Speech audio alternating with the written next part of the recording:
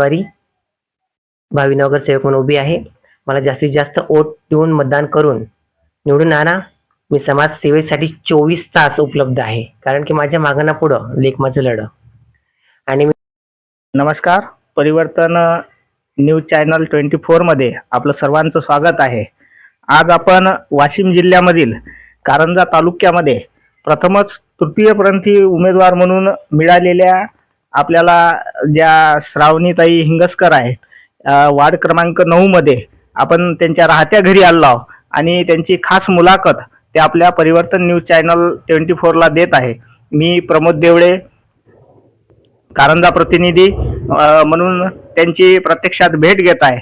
आपण जे वाशिम जिल्ह्यामध्ये प्रथमतःच एक ऐतिहासिक घटना म्हणून ज्या तृतीयपंथी उमेदवार मिळून लाभलेल्या आपल्याला आज कारंजा तालुक्यातून उमेदवारीचा अर्ज दाखल केला आहे आणि निवडणूक लढत आहे, तर अशा व्यक्तीशी आपण त्यांचं स्वप्न, इच्छा आणि कार्य करण्याची पद्धती जाणून घेऊया. तर ताई, आपलं परिवर्तन न्यूज चॅनलमध्ये स्वागत आहे. आणि आम्ही परिवर्तन न्यूज चॅनलच्या माध्यमातून तुम्हाला विचारू इच्छितो की जसा तुमचा उमेदवारीचा अर्ज आहे, तर तो उमेदवारीचा अर्ज आपण दाखल केल्यानंतर कारंजामध्ये तुम्हाला काय प्रतिसाद मिळत आहे? सर्वप्रथम तुम्ही तुमच्या न्यूज चॅनलचे मनापासून आभार व्यक्त करते की मी तृतीयपंथी व्यक्तीचा इंटरव्ह्यू घेण्यासाठी तुम्ही इतक्या दूरून आले आहेत. आणि तुमचा प्रश्न जो मला विचारला आहे किंवा कार्य करण्याचा, खरोखर समाजसेवा करण्याची, आमची तृतीयपंथी लोकांची खरोखर समाजसेवा करण्याचा हा धैर्य आहे.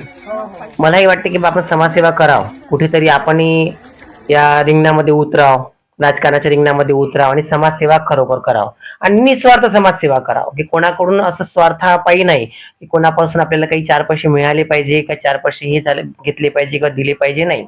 निस्वार्थ मनाने जर का मला माझ्या वार्डामध्ये मी वंचित बहुजन आघाडी ची एक अधिकृत उमेदवार आहे, श्रावणी मधुकर हिंगासपुरे, कारंजा लाड, तृतीयपंथी, आणि त्यांचे मनापासून वंचित आघाडीचे बहुजन वंचित आघाडीचे मी मनापासून एक आभार व्यक्त करते की त्यांनी माझ्यासारख्या तृतीयपंथी व्यक्तीला उमेदवारी दिली.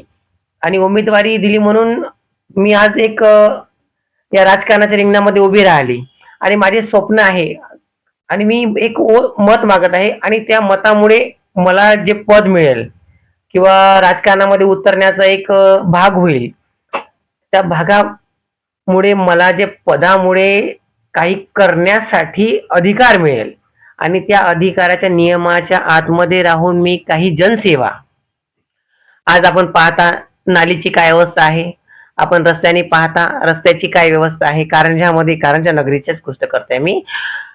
तुम्ही कारंजाच्या बाहेर जाऊन पहा, तुम्हाला नाली स्वच्छ दिसेल, छान सुंदर रस्ते दिसेल, झाड पर्यावरण दिसेल. पण कारंजामध्ये कुठल्याही प्रकारे कुठेच अशी तुम्हाला व्यवस्था दिसत नाही की 4 लोक जर का आज वयस्कर लोक संध्याकाळच्या टाइमला कुठे जाऊन बसतात, 4 लोक 5 लोक बसतात, त्यांना बसण्याची कुठे बेंच सारखी व्यवस्था नाही आहे. गार्डन आहे, शहराच्या गावाच्या बाहेर गार्डन आहे. गावामध्ये जवळपास असं छोटंसं गार्डन म्हणा किंवा प्रत्येक घरासमोर 1-2 झाड, बसण्याची व्यवस्था. हापसीला पाणी नसते, कधी कधी कोणत्या हापसीची चेन तुटलेली असते. नालेवाले भंगी लोक नाल्या काढत नाही, आमच्याकडे येत नाही. कचऱ्याचे ढिकल पडले राहतात, त्याच्यामुळे बिमारी फैलते. खूप काही समस्या आहे. ह्या समस्याला पाहून मी आज या रिंगणात उतरलेली आहे. आणि मला असं वाटतं की आपण काहीतरी करावं, जनतेसाठी करावं. मी माझ्या स्वार्थासाठी थोडी ना करणार आहे. मी माझ्या स्वतःसाठी, मला कसं आहे, मी तर आजही कुठे बाहेर गेली तर 4-5 हजार रुपये आणून सुखी आहे, खाऊन पिऊ शकते, काही प्रॉब्लेम नाहीये. पण मला समाजसेवा करण्यासाठी. श्रावणताई, आमचा दुसरा प्रश्न असा आहे की आज आपल्या कारंजा नगरीमध्ये जे युवा बेरोजगार वर्ग आहे, तर आपल्या माध्यमातून काय शाश्वती तुम्ही त्यांना देऊ इच्छिता? मी जर का नगरसेविका जर का झाली तर मला असं वाटतं प्रत्येक नगरसेवकांनी जे ठेके येतात, सरकारचे शासनाचे ठेके येतात, तर त्यांनी युवा पिढी आहे, शिक्षण शिकली आहे, त्यांना देण्यात यावं. म्हणजे ज्याचं कमिशन आपण न घेता त्या लोकांना, म्हणजे शिक्षण शिकलेले जे लोक आहेत त्यांचा बेरोजगार त्यांना उपलब्ध होतील. आणि परत आता एक दुसरा प्रश्न असा आहे की जे छोटे मोठे उद्योग धंद्यावाले जे काही लोक आहेत किंवा ज्यांना अपंगत्व आहेत, तर यांच्यासाठी तुमचं काय नेमकं कार्य राहील? नगर परिषदमध्ये खूप साऱ्या स्कीम आहेत. अपंगसाठी एक स्पेशल निधी उपलब्ध राहते आणि फेरीवाल्यांसाठी किंवा छोटे मोठे उद्योग करणाऱ्यांसाठी एक 10-15 हजार रुपयाची स्कीम आहे. जास्तीत जास्त उपलब्ध करून देण्याची मी प्रयत्न करेल.